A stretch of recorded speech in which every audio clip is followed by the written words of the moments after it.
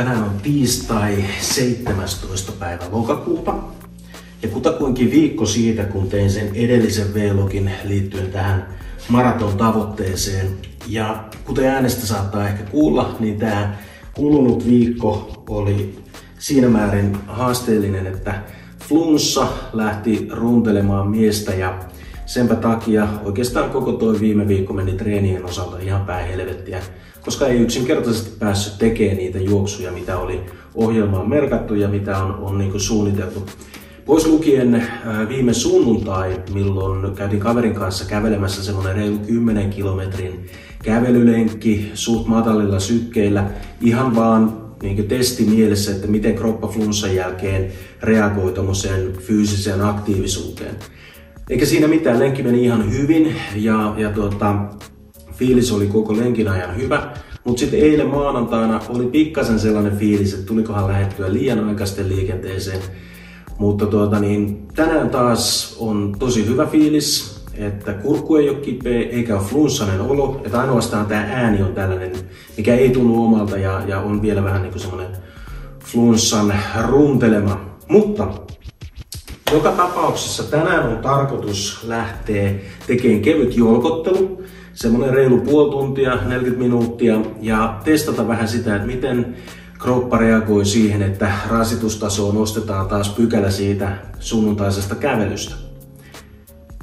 Ja mä lupasin tällä viikolla myöskin käydä lävitse sitä treeniohjelmaa juoksun osalta, mitä mä pyrin noudattamaan sitten sinne varsinaiseen maratonpäivään saakka. Mutta ennen kuin mennään siihen, niin käydään juokseen sitä lenkkiä ja katsotaan mitkä on fiilikset sen jälkeen.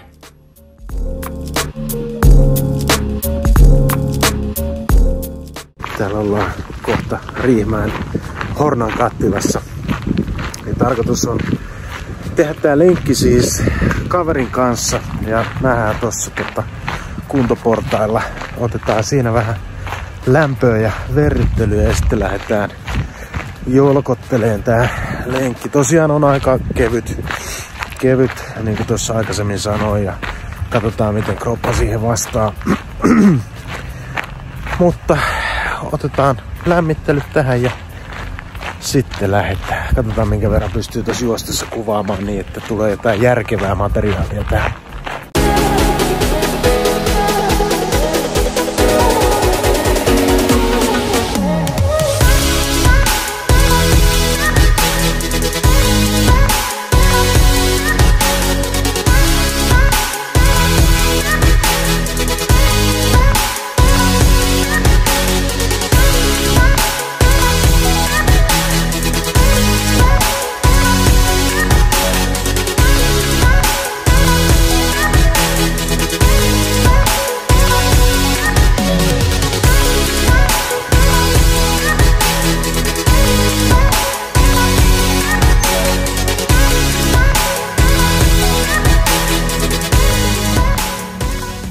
No nyt on lenkki heitetty.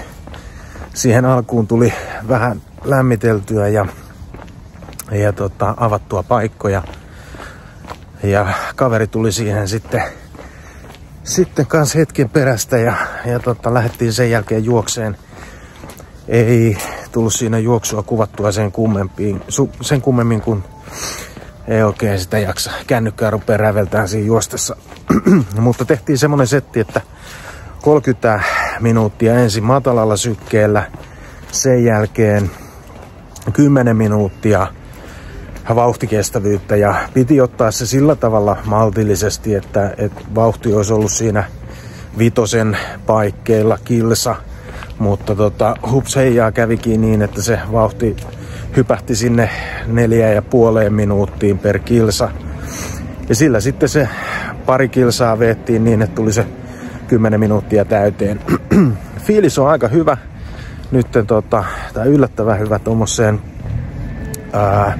flunssan jälkeiseksi ekaksi lenkiksi. Etenkin nyt kun syke on vähän tasaantunut, kun tässä rauhaksi käppäilee himaan päin. Että katsotaan nyt tuleeko tästä minkälainen rekyyli sitten. Että ottaako takapakkia tää, mutta toivon mukaan ei ja pääsee vetämään tossa sitten torstaina seuraavan juoksun. Mut nyt mä menen sisään, käyn suihkussa ja sen jälkeen avaan vähän juoksutreeniohjelmaa, millä tässä on tarkoitus sitten vedellä kohti kevättä. Eli palataan kohta sisään. No nyt on käyty suihkussa ja syöty ja aika mennä siihen juoksutreeniohjelmaan. Kun mä sain tämän ajatuksen, että mä lähden treenaamaan sitä maratonia varten, niin luonnollisesti heti seuraava ajatus melkein ehkä oli se, että mähän tarvitsen tähän treeniohjelman, mikä on fiksusti rakennettu ja pitää sisällään progression, jotta se mun juoksukunto voi kehittyä.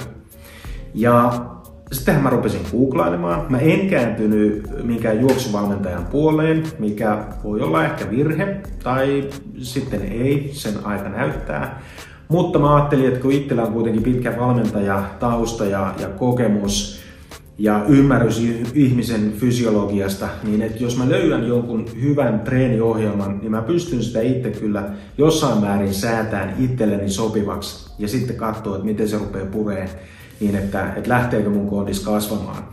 Ja rupesin sitten googlailemaan tätä koko hommaa ja jossain vaiheessa päädyin tänne Helsinki City Running Dayn sivuille ja sieltä huomasin sitten, että hei, täällähän on tämmönen harjoitteluvälilehti ja klikkasin sitä ja huomasin, että täällä on maratonjuoksuohjelmat ja täällä on puolimaratonjuoksuohjelmat ja muutenkin paljon tietoa siitä, että miten sitä omaa juoksukuntoa pystyy kehittämään ja harjoittamaan.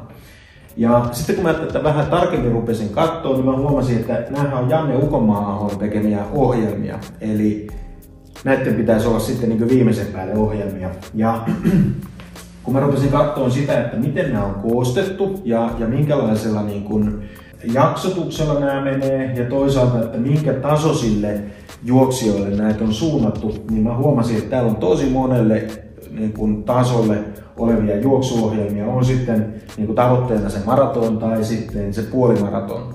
Ja sitten mä rupesin katsoa, että okei, täällä on niin kuin eri tavoiteajat näille eri harjoitusohjelmille. Ja sitten kun mä oon lyönyt itselleni sen tavoitteen, että se maratoni pitää juosta alle 4 tuntiin, niin sitten oli suhteellisen helppo katsoa, että mikä ohjelma osuu siihen tavoitteeseen. Ja täällä oli 2 vaihtoehtoa. Semmoinen, missä tavoiteaika osuu välille 3 tuntia 45 minuuttia viiva 4 tuntia 30 minuuttia. Mä totesin, että siinä on se riski, että mä en juokse sitä alle 4 tuntiin, jos kerran se tavoiteaika tai tämä harjoitusohjelma on sellainen, mikä mahdollistaa sen 4.30-3.45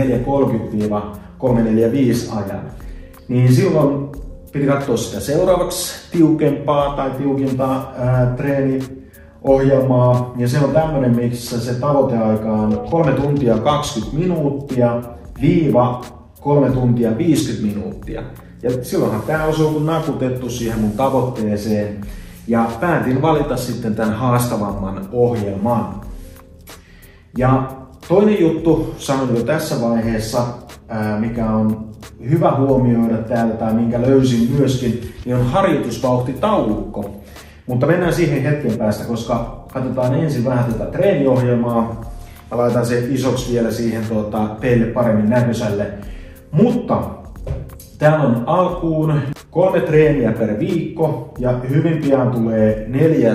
valinnainen treeni päivä sille viikolle mukaan. Ja sitten kun viikot menee eteenpäin, niin pikkuhiljaa se valinnainen muuttuu pakolliseksi tai kiinteäksi osaksi tätä treeniohjelmaa tai viikkorytmitystä. Eli käytännössä, kun mennään muutama viikko eteenpäin, niin sitten se tarkoittaa sitä, että on 4 juoksuharjoitetta per viikko.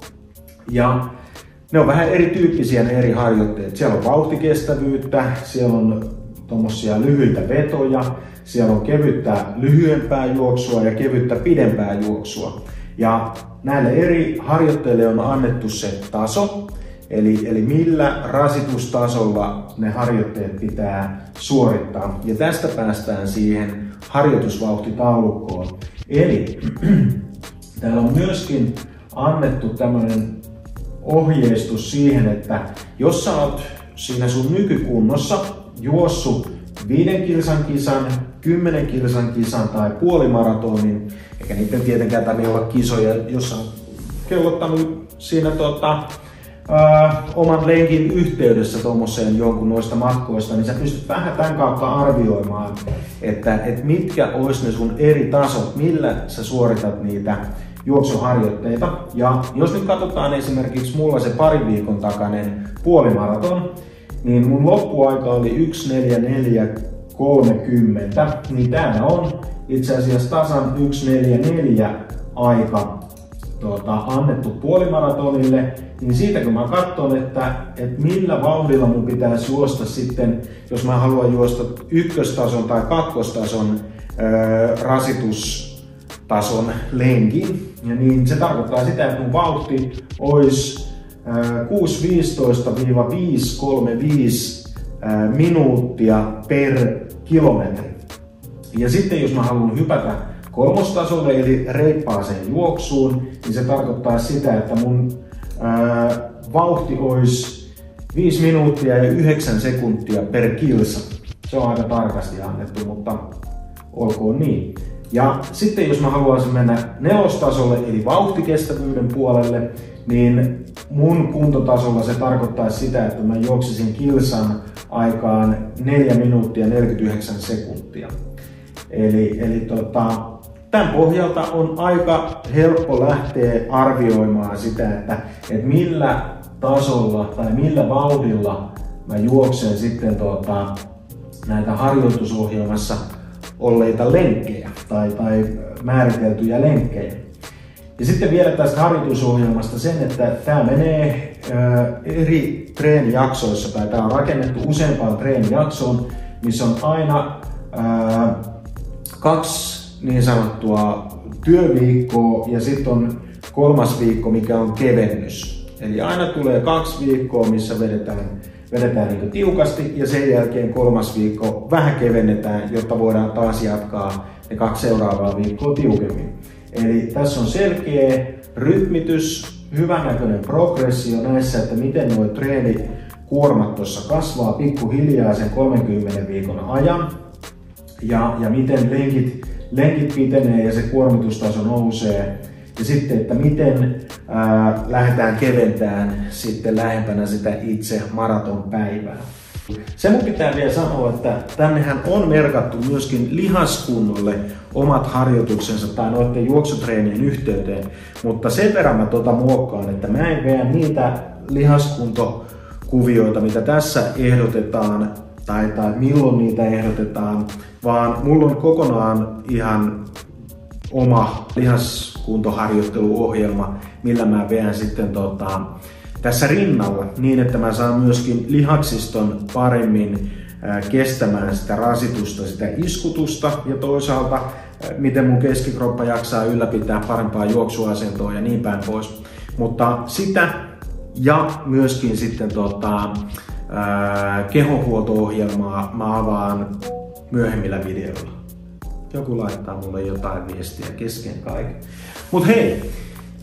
Kiitos, jos jaksoit katsoa tänne loppuun asti tämän videon ja toivon mukaan sait tästä vähän jotain kipinää, että mistä lähtee etsiin itselle sitä treeniohjelmaa, jos puolimaraton tai maraton kiinnostaa. Ja ainakin toistaiseksi niin mä voin hyvin suositella näitä ohjelmia, koska ne näyttää mun silmään fiksuilta ja sen vähän mitä mä oon kerennyt niitä tekemään, niin oikein hyvän tuntuisia myöskin. Mutta tässä kaikki tällä erää. Ensi kerralla todennäköisesti mennään sitten siihen lihaskuntoharjoitteluohjelmaan, niin saatte vähän käsitystä, että miten mä sitä puolta hoidan kondikseen myöskin niin, että se palvelee tätä juoksua. Mutta sen aika on sitten myöhemmin. Kiitos, kaikkea hyvää ja kaunista.